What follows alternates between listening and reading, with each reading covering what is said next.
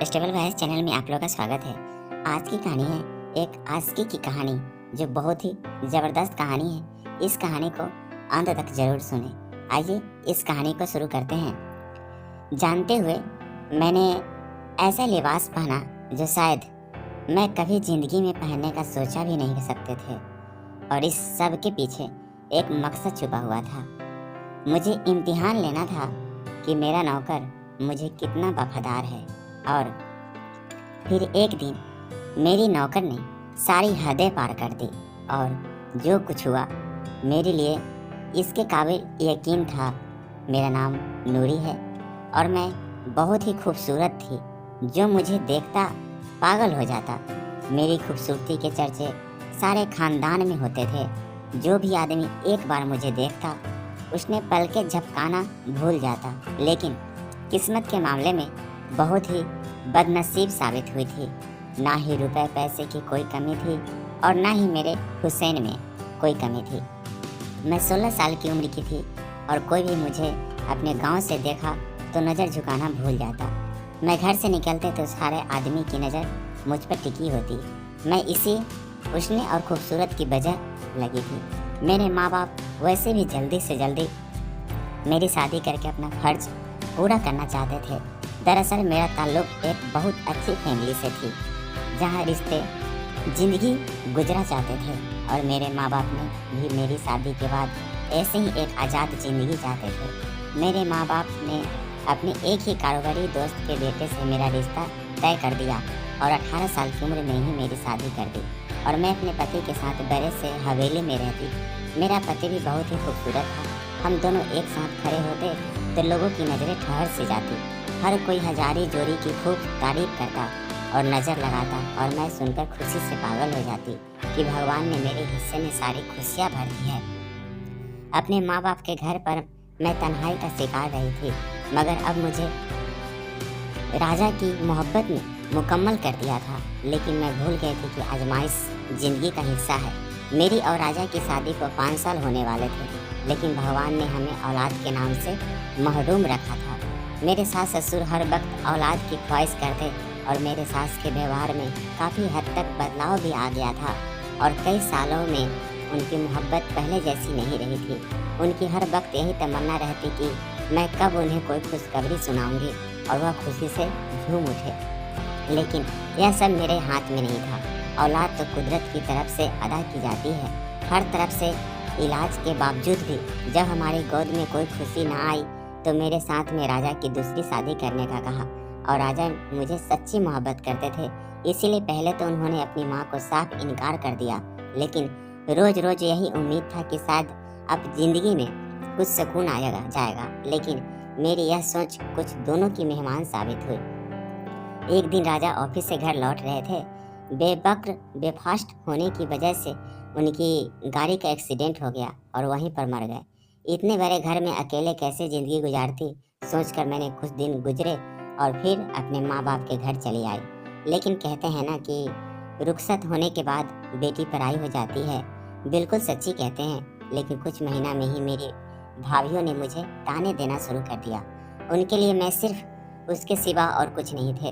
अपने खानदान के अजीब अजीब लड़कों के रिश्ते पर मेरे लिए अभी तो मैं राजा की मौत के गम से बाहर नहीं आई थी। दूसरी शादी के बारे में कैसे सोच सकते थे?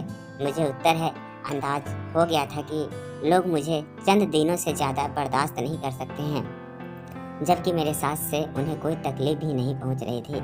उनके रवैया को देखते हुए मैंने फैसला किया कि मैं राजा के बंगले में वापस शिफ्ट हो जाऊंगी। तन्हा जिंदगी गुजारा इन लोगों के साथ ज़िंदगी गुजरते उससे बेहतर है, जो मेरे मुंह पर तो बहुत अच्छे थे लेकिन मेरे पीठ पीछे मुझे सिर्फ अपनी ज़िंदगी से निकालना चाहते थे।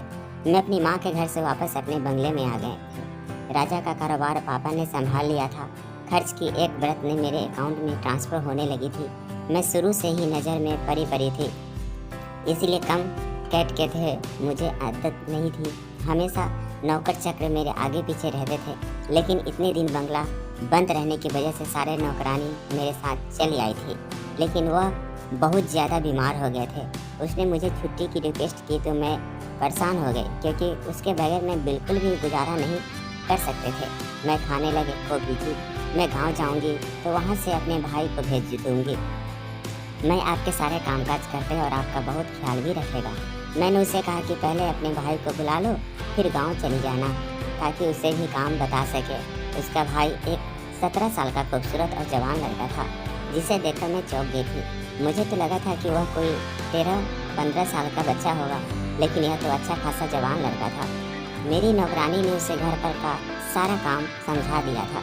वह लड़का बहुत ही भला और बहुत तेजी से हाथ चलाकर सारे काम काज कर रहा था।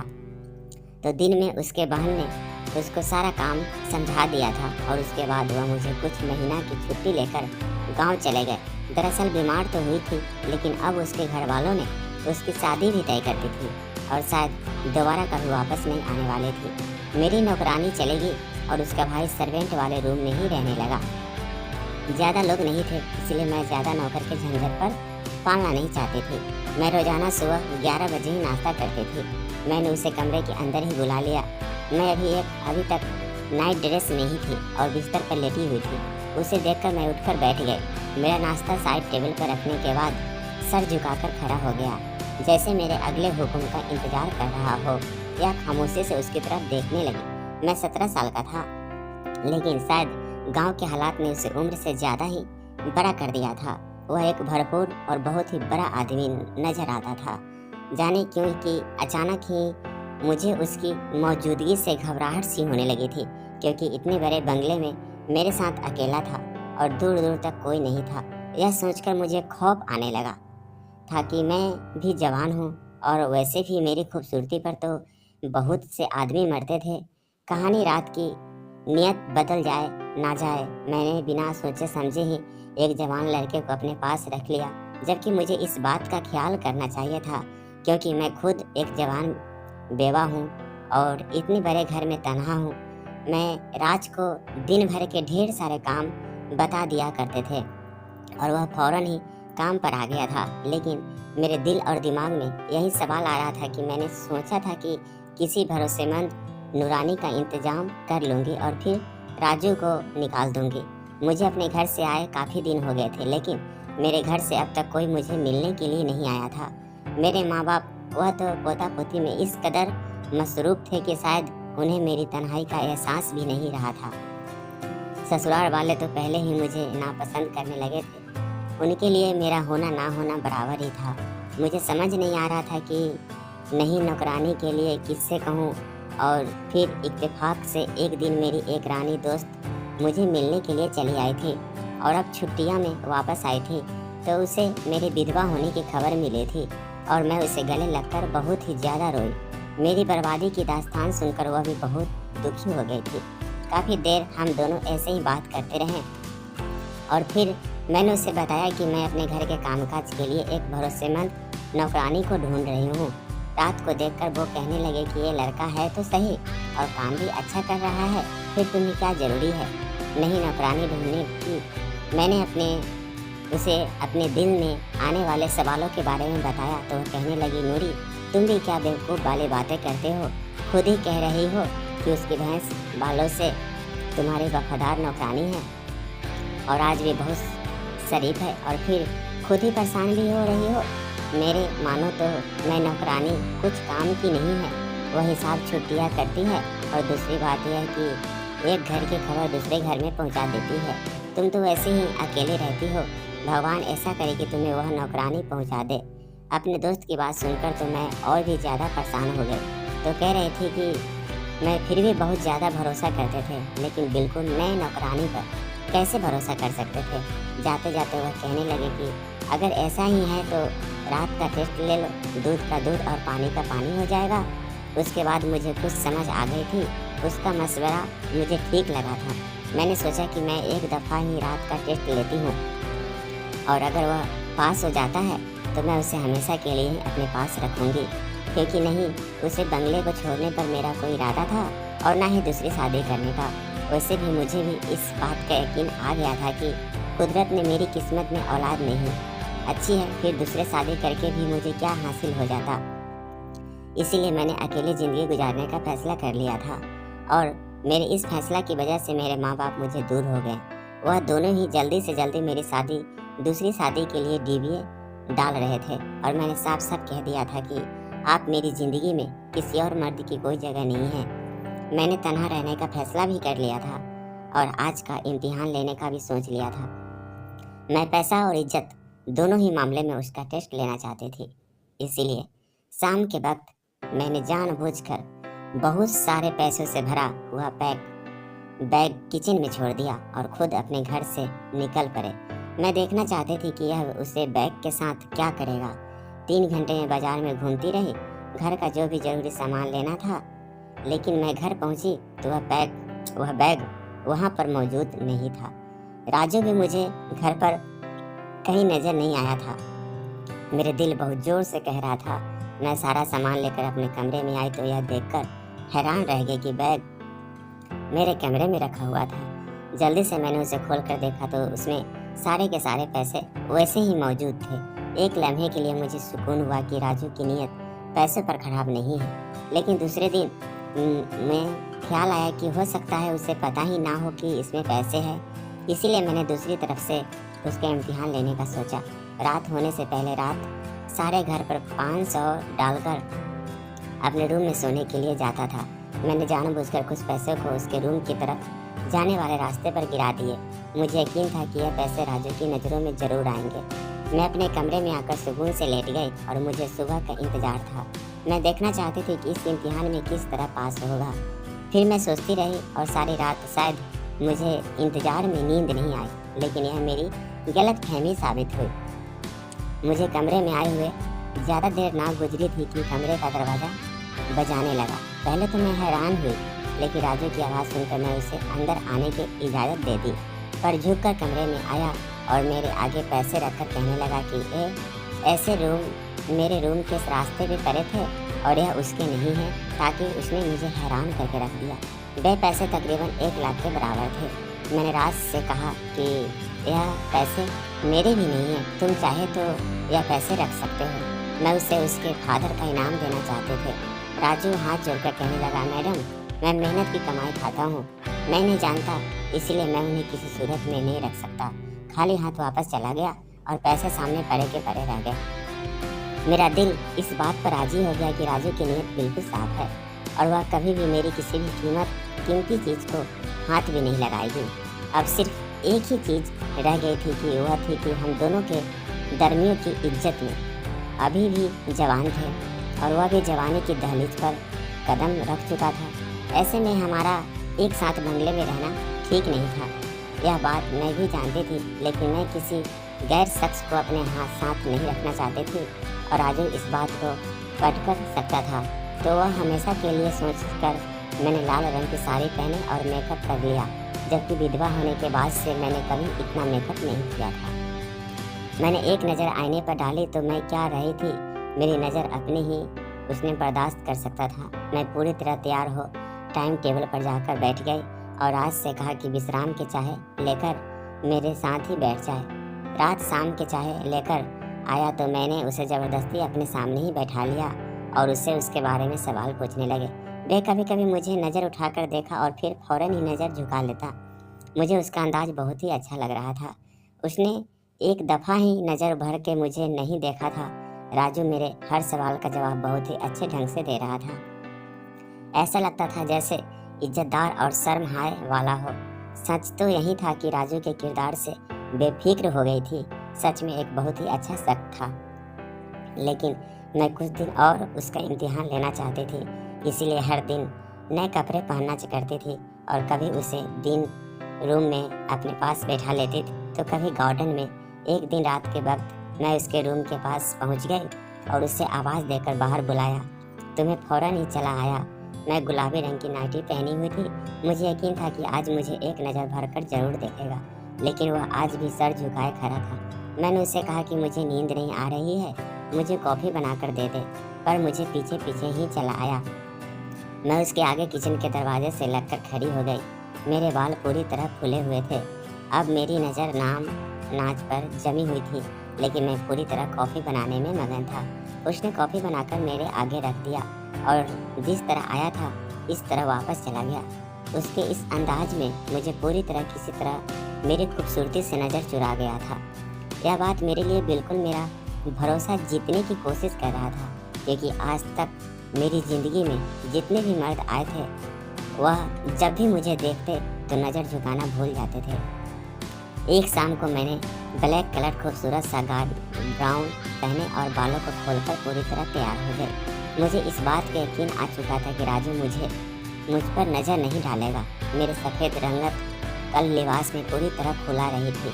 मैं बिस्तर पर लेट गया कमरे में आ गया था। मैंने उसे कहा कि मेरे सर में बहुत दर्द है, मेरा सर दबा दे। मेरे करीब आकर बैठ गया और अपने हाथों से मेरा सर दबाने लगा। मैं तेरे दिल में सोच रही थी कि बस आज का इम्तिहान ख़त्म हो गया और मुझसे दूर होकर खड़ा हो गया और कह रहा था, मैडम मैं अब आपके पास काम नहीं कर सकता हूँ। मैं एक शरीफ और इज्जतदार लड़का हूँ और अपने आप पर काबू रखता हूँ, लेकिन आपकी यह हरकत और यह कपड़े मुझे मेरे इनाम से भटका रहे हैं। मैं एक मर्द हूँ और कुदरत तौर पर मुखालिफ की तरह कदम रखता हूँ, लेकिन आज तक मैंने अपने किरदार को पूरी तरह बचा कर रखा है। लेकिन अब मेरे लिए बहुत मुश्किल हो चुका है। मैं और आप इस बंगले में तन्हा रहते हैं और अब मुझे ऐसा महसूस होने लगा है कि जैसे हमारे दरमियान रिश्ता शैतान आ चुका है। मुझे इस बात का डर है कि अभी तक तो हमें खुद पर काबू रखा है, लेकिन कहीं किसी दिन मैं अपने आप पर काबू ना कर पाया और ऐसी हरकत ना कर बैठूंगी भर अपने आप भी नज़रें मिला सकूं। लंबा चौड़ा जवान मर्द मेरे आगे खड़ा आंसू बहा रहा था और मैं सुकून से गहरे समुंदर में जा रही थी। वह तो इज्जत से अपने काम कर रहा था, लेकिन मैं ही इसके साथ गलत हरकतें करने लगे थे। ना जाने मैं उसके इम्तिहान ले रही थी या खुद को उसके आगे पीछे कर रही थी। अब मुझे एहसास हो रहा था कि मैंने कितनी बड़ी गलती कर दी थी। वह ठीक ही तो कर रहा था। अगर किसी कमज़ोर लम्हे में अपने आप पर काबू ना रख पाया और मेरे साथ कुछ गलत कर बैठता तो मैं अपनी इज्जत भी गंवा बैठते और उसे भी वक्त किरदार समझ लेते, जबकि गलती तो सरासर मेरी खुद की ही थी। मैं वापस जाने की इजाज़त मांग रहा था। मैंने उसके आगे हाथ जोड़कर कह दिए और उससे कहा कि मुझे माफ़ कर दे। मैं तो बस उसका इम्तिहान लेना चाहती थी, लेकिन खुद ही नाकाम हो गई थी। मैं उसके आगे खुद को बहुत छोटा महसूस कर रही थी। राजू कहने लगा, मैडम आप खूबसूरत भी है और जवान भी। आपको मेरे जैसे लड़के को नौकर रखने की बजाय किसी अच्छे और नीक आदमी से शादी कर लेनी चाहिए। मैंने उसे बताया कि अब मेरा एतबार स्टोर से गया है, क्योंकि मैंने जहाँ रहती थी वहाँ रिश्तों और जज्बात की कोई हैसियत नहीं। मेरे अपने माँ बाप 3 दिन पहले ही कुछ महीना के लिए मेरे बड़े भाई के पास लंदन चले गए थे। वैसे भी वह लोग जब तक यहाँ थे तब तक ही उनका होना ना होना मेरे लिए बराबर ही था। राजू कहने लगा कि आज नहीं तो कल आपको अपनी ज़िंदगी में आगे बढ़ाना ही हुआ है। मैं कुछ ऐसे तक आपके पास नौकर रहने के लिए राज़ी हूँ, लेकिन आपको किसी दूसरे नौकर का इंतज़ाम जल्दी कर लीजिएगा। मैं एक गहरी सांस भरकर रह गई थी। मैंने अपनी नादानी से एक वफादार नौकर को खो दिया था। ना जान गई थी कि अब मैं किसी भी सूरत हमेशा मेरे पास नहीं रहेगा। कुछ दिन बाद राजू ने गांव की एक लड़की को मेरे पास नौकरानी बनाकर रख दिया था और खुद मुझे अलविदा मुलाकात करके हमेशा के लिए गांव लौट गया था। आज भी मैं जब भी राजू को याद करती हूँ तो मेरी आंखें बिकने लगती है। वह आज की दूर मैं एक नहीं था जिसने कई बार मौके मिलने के बावजूद भी कभी मुझ पर बुरी नज़र नहीं डाली। एक बात मैं अच्छी तरह समझ ली थी कि हर रिश्ता आजमाने के लिए नहीं होता। कभी कभी हमारे आजमाने का तरीका दूसरे इंसान को हमसे दूर कर देता है। कुछ रिश्तों पर बिना आजमाए एतबार कर लेना चाहिए। मैं पहले ही दिन से जानती थी कि यह एक अच्छा इंसान है, लेकिन उसे आजमाने के चक्कर में मैंने उसे खो दिया था।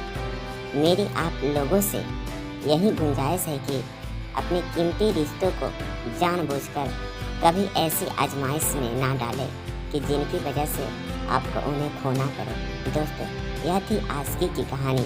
कैसी लगी है कहानी कमेंट करके ज़रूर बताएं और आप भी चैनल पे नए हैं तो कृपया इसे लाइक शेयर और सब्सक्राइब कर लीजिए।